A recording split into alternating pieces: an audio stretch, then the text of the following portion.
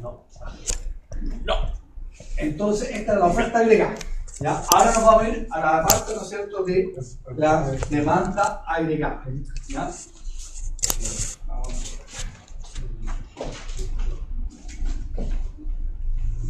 ¿Ya?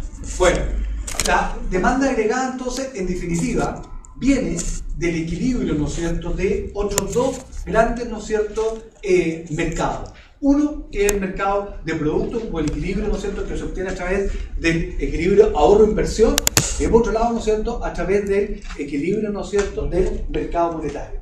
El equilibrio, ¿no es cierto?, conjunto del mercado de productos e inversión. ¿Ya? Y acá, ¿no es cierto?, si lo ponemos acá en sencillo, vamos a poner, ojo, los dos acá. Ahora que acá ponemos en el eje vertical, acá tenemos la tasa de interés L y, ¿no es cierto?, acá tenemos el nivel de ingreso, ¿no es cierto?, del plan. ¿Ya? Y entonces, ¿cómo era el equilibrio en el mercado producto? ¿De qué forma era la función IS? ¿Se acuerdan cómo era? Tú nos mostramos una relación directa o una relación inversa entre tasa de interés y nivel de ingreso. ¿Ah? Directo. No, es directa. La IS. Inversa. Inversa, una relación inversa entre tasas, porque vuelve acá. La IS es esta. Sube menos inversión. Ahí es. Esa es una relación inversa. ¿Ya? Muy bien. La función IS. ¿Ya? ¿No es cierto? Esa función IS nos muestra, ¿no es cierto?, una relación inversa entre tasas de interés y niveles de ingreso. Tenemos aquí una tasa de interés cero, va a seguir el mismo ejemplo antes, y acá tenemos un nivel de ingreso sub cero, que equilibra, ¿no es cierto?, el mercado producto. ¿De acuerdo? Acuérdense cuál es la ecuación que hay detrás de esto, ¿no es cierto? La ecuación que hay acá atrás es que el nivel de ingreso I es igual al consumo, función del ingreso disponible, más la inversión, función de la tasa de interés, más, acuérdense que estamos en economía cerrada, más el gasto corriente. ¿Se acuerdan, no? Esa es la ecuación que hay detrás de la IS. El nivel de ingreso o Producto Nacional I es igual al consumo, función del ingreso disponible, más la inversión, función de la tasa de interés. Acuérdense que la inversión como función de la tasa de interés inversa. Si sube la tasa de interés, disminuye la inversión. Si baja la tasa de interés, sube la inversión. ¿De acuerdo? Eso lo vimos en la clase pasada. ¿De acuerdo? Sí, ojo, sí. Si quieres, también se puede poner así. En la más completa puede ser igual. Sí, es que lo que pasa es que te la puse como expresión general. Por eso les digo, tiene el consumo autónomo. C función. Lo había puesto como expresión general. ¿Ah? TDI más ahí me falta más IR mayor. Es que lo he puesto como expresión general. ¿De acuerdo? El C, este es el C autónomo, el consumo autónomo. Ahí se lo puse en minúscula también, lo he puesto más. Bueno, la IS. ¿Qué es lo que recuerda? La IS. ¿Quién nos fijaba la posición? ¿Qué elementos nos fijan la posición acá? Es decir, que si cambian nos van a mover la IS. ¿Qué se acuerdan? ¿Cuáles de estas variables las asumíamos fijas? ¿Se recuerdan o no? Ya, muy bien. Gasto, como alguien dijo, y para otro. Gasto. Y lo impuesto, acuérdense. Gasto e impuestos, ¿no es cierto? Los gastos y los impuestos los asumíamos fijos en un momento dado. Entonces, si cambiaban los gastos y los impuestos, ¿no es cierto? ¿Qué pasaba? La función IS se nos desplaza. ¿De acuerdo? ¿Ya? Y sobre la... Repasemos, ¿les parece? Primero la IS, después vamos a repasar la L. ¿Ya? ¿Qué es lo que teníamos? Que se aumentaban los gastos del gobierno. ¿A dónde se nos desplazaba la función IS? Se desplaza hacia la derecha. Muy bien, hacia arriba o hacia la derecha, ¿cierto?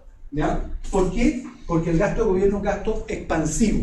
Ahí lo vamos a notar. Política Entonces, expansiva. la función IS se nos mueve hacia arriba o hacia la derecha, como muy bien dijeron ustedes, desde una función, llamémosle, para distinguirla, lo vamos a poner IS, llamémosle IS', se nos va a mover a una función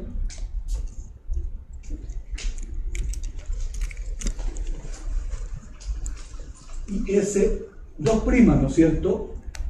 ¿Cuándo se nos va a mover para arriba? Como muy bien dijeron, si aumenta el gasto gobierno, ¿qué otra cosa? ¿Qué tiempo tiene que pasar con los impuestos?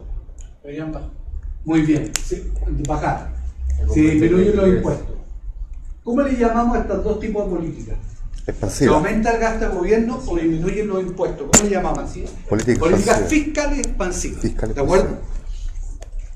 Esas son políticas, ¿no es cierto?, fiscales expansivas. ¿Ya? Entonces, ¿qué es lo que hacen las políticas fiscales expansivas? Las políticas fiscales expansivas nos desplazan el equilibrio del mercado del producto hacia arriba o hacia la derecha. ¿De acuerdo? ¿Ya? Y en alguna medida lo que comentabas tú, que decías delante, ¿qué pasa si el gobierno, ¿no es cierto? Por ejemplo, ha habido una catástrofe natural, o lo que comentábamos delante, ¿no es cierto?, que ahora hay que reponer, ¿no es cierto?, el metro, y el gobierno tiene que invertir más plata. ¿Qué es lo que hace? El gobierno aumenta su gasto de gobierno, ¿no es cierto?, y al aumentar su gasto de gobierno, como lo vamos a ver, genera una política fiscal expansiva, que eso va a llevar a un mayor nivel de ingreso o Producto Nacional demandado. ¿De acuerdo? Una consulta, ¿y por qué el impuesto al bajar también? ¿Expande? Sí. Buena pregunta. ¿Qué pasa? ¿Qué pasa? Pero vámonos por el lado del consumo. ¿Qué pasa si bajan los impuestos? No Las tiene personas más- van a disponer aumenta. más o menos ingresos disponibles. Tiene más ingresos disponibles. Más ingresos disponibles. ¿No es cierto? Porque si te bajan los impuestos, Bajan los precios. tú ahora tienes un mayor ingreso disponible. Si tienes un mayor ingreso disponible, vas a demandar más o menos bienes y servicios de la economía. Consumo Más, ahorro. Aumentas el consumo. Efectivo. Ojo, estamos asumiendo que la propensión marginal al consumo está igual. No la hemos cambiado. Si se mantiene constante, ¿no es cierto? Uno esperaría, de acuerdo a Keynes, que si te aumentó los ingresos, te aumentó el consumo. Claro. ¿Por qué? Porque te aumentó el ingreso disponible debido a qué? A que disminuyeron los impuestos. ¿De acuerdo? Entonces, dado que disminuyeron los impuestos, aumenta, ¿no es cierto?, el consumo de ingresos disponibles, y eso lleva, ¿no es cierto?, a que tengamos una expansión de la demanda agregada, un incremento de la demanda de bienes y servicios en la economía. Claro, a ver, Sí, aumenta- ojo, aumenta- ya que tú me lo dijiste delante, uno de ustedes también, y que lo pusimos acá, si aumenta el consumo autónomo, me hicieron acordarme, ojo, ¿qué pasaría si aumenta el consumo autónomo con la IS?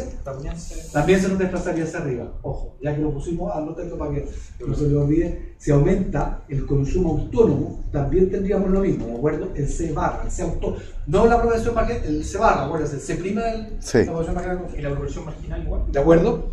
No, eso es distinto, eso te afecta al multiplicador de la economía. Después acuérdenme para que les recuerden los multiplicadores, que también es bueno que lo sepan. ¿Ya? Eso te afecta al multiplicador. ¿Ya? Este es el autónomo. También, ojo, eso sí, que esto no es política fiscal expansiva. Las políticas fiscales expansivas son gasto de gobierno e impuestos. ¿Ya? Aumento de gasto de gobierno o disminución de impuestos, esas son políticas fiscales expansivas, ¿de acuerdo? Este C no está en la llave, ¿ya? Ya. Eso es que las personas aumentan su consumo autónomo. ¿De acuerdo? Ya está.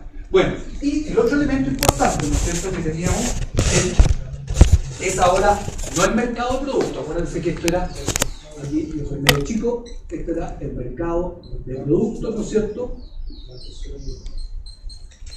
o el equilibrio ahorro-inversión.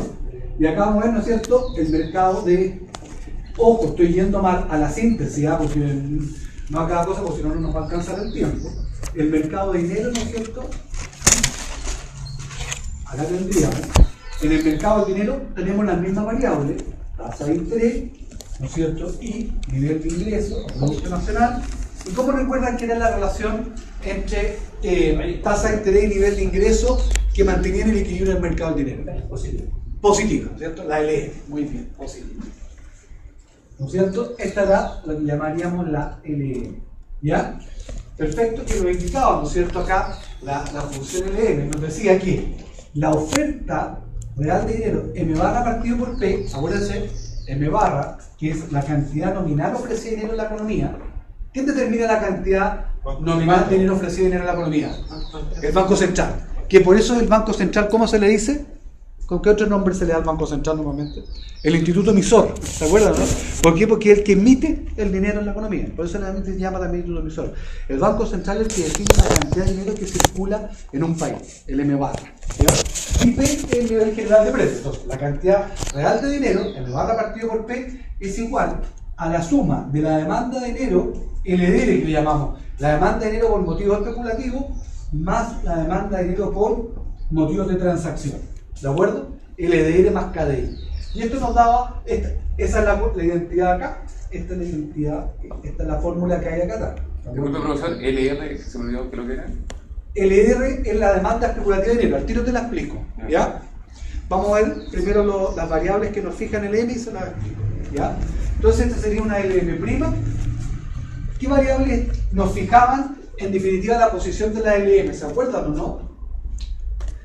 ¿Cómo? ¿Qué variables nos fijaban esta posición de la LM? ¿De qué dependía que esta LM se fuera para arriba o para abajo? De la política monetaria. Sí, de la política monetaria, muy bien. Sí. Y eso vale, ¿cómo le la política monetaria? Está bien. Esa es el M barra, la cantidad de dinero que tiene el dinero, que tiene el Banco Central, el M barra. ¿Y qué otra cosa nos podía mover la LM para arriba o para abajo? ¿La tasa de interés? No, la tasa de interés está acá. Allá. Ahí te mueves ahí. La tasa de interés, ingreso, te mueves ahí. La oferta monetaria, política monetaria. Y la otra es P, el nivel general de precios. ¿Ya? N y P. ¿Ya? Alguien me preguntó por el LDR. Acuérdense, la LDR se llamaba demanda especulativa de dinero, KDI. Decíamos que la demanda de dinero se componía de estas dos demandas.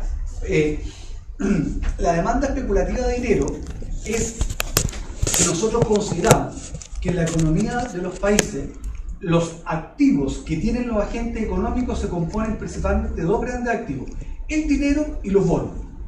El dinero, acuérdense, el dinero, ya, en sí mismo, ¿el dinero tiene alguna rentabilidad?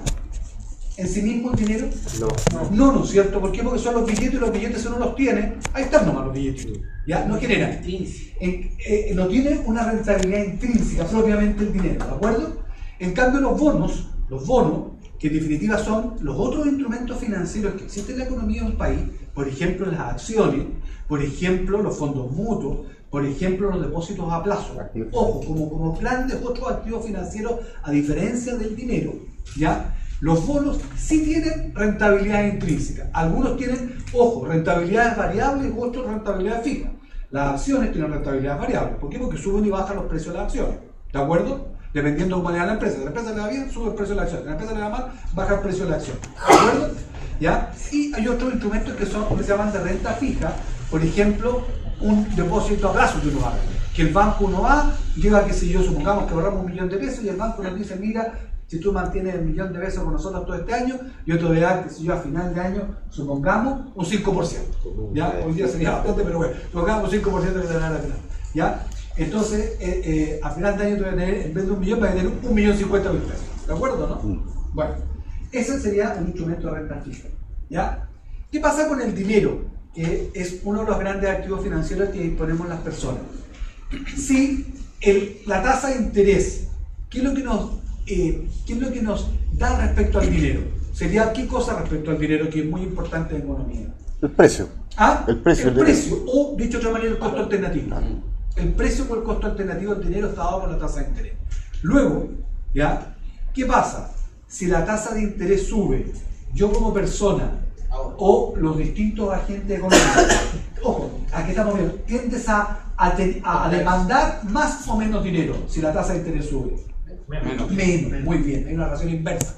¿Ya? ¿Por qué? Porque voy a tratar de tener tu riqueza en qué?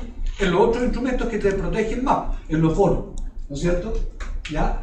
Y al contrario, ¿no es cierto? Si, ¿no es cierto?, la tasa de interés baja, tú vas a estar dispuesto a tener más dinero a tu bolsillo. ¿Por qué? Porque ya no tienes mayor costo de oportunidad de tener el dinero en el bolsillo versus tenerlo, ¿no es cierto?, en los otros activos que ahora van a tener rentabilidades menores. ¿De acuerdo? Entonces, por eso se llama, esa es la demanda especulativa de dinero. ¿Por qué? Porque cuando yo comparo, en el fondo, si tener dinero me va a generar más o menos ganancias a mí. Y la otra demanda de dinero es esta, que es KDI, que es lo que llamábamos la demanda de dinero por transacciones. ¿Qué es lo que significaba la demanda de dinero por transacciones? ¿Qué creen ustedes? Si el nivel de ingreso aumenta, nosotros vamos a mantener o a demandar más o menos dinero. ¿Qué pasa si el nivel de ingreso aumenta para nosotros? Más dinero, porque va a hacer más o menos transacciones económicas. Si aumenta el ingreso, va a hacer más transacciones económicas. Y si disminuye el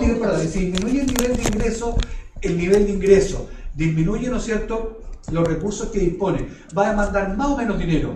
Menos, porque va a hacer menos transacciones económicas. Entonces, esta es la demanda de dinero y lo que se conoce la demanda de dinero por transacciones. En la medida en que aumenta el nivel de ingreso de las personas demandan más dinero para hacer más transacciones económicas. En la medida en que disminuye el nivel de ingreso, las personas demandan menos dinero porque hacen menos transacciones económicas. Entonces, la demanda total de dinero se compone de esas dos demandas. La demanda para hacer lo que necesitamos de dinero para hacer transacciones, para ir a hacer las compras. Y la demanda especulativa. ¿Y qué? En la medida que aumenta el ingreso, demando más dinero para hacer más transacciones. Si disminuye el ingreso, demando menos dinero para hacer menos transacciones y la demanda especulativa. Es el dinero que yo demando ahora en función de si quiero o no tener una cierta rentabilidad con el dinero. Si sube la tasa de interés, ¿no es cierto?, estoy dispuesto a demandar, el costo de oportunidad del dinero me aumenta, ¿no es cierto?, y por lo tanto demando menos dinero. Si baja la tasa de interés, el costo de oportunidad del dinero se me hace más bajo, por lo tanto demando más dinero. ¿Ya? ¿Me sigue? ¿Se entiende, no? Ese era. KI es la demanda de dinero por transacción. ¿Y qué es lo que es la I ahí? Ingreso. Ingreso. O tuyo, si lo están mirando en forma individual. Pero acuérdate aquí que estamos hablando de la demanda total de dinero a nivel de país. Estamos en macroeconomía. Estamos viendo la demanda que hacemos todas las personas, ¿ya? En, ¿no es cierto?, el país, en un país dado. ¿Ya? Bueno, esto es. Vamos por último a lo mismo que hicimos de